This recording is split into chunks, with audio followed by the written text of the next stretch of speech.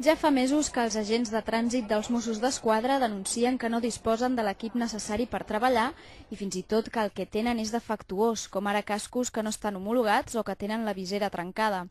En una assemblea celebrada a Comissions Obreres, almenys 400 Mossos de trànsit, dels 1.200 que hi ha, han decidit aparcar la motocicleta i posar menys multes als infractors en espera que el Departament d'Interior resolgui el problema i equipi els agents amb pantalons, camises i cascos homologats i adequats per a situacions de risc. Els companys que avui en dia tenen el cas trencat i continuen sortint a l'entregram per no sortir en motocicleta, els companys que no disposen de pantaló amb proteccions no sortiran amb motocicleta fins que se'ls doni. El Departament d'Interior, però, no s'ha donat encara per al·ludit.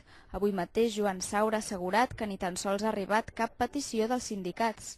Des del punt de vista dels sindicats, demanant millores res, ningú, i, evidentment, a més, no hi ha hagut cap mena de vaga des del punt de vista dels indicis del número de denúncies que es presenten.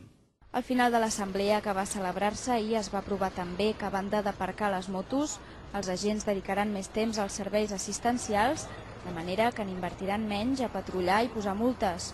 Tampoc sancionaran les infraccions lleus, és a dir, les que no posin en risc els ciutadans, com ara circular amb l'ITV caducada o sense els papers de l'assegurança.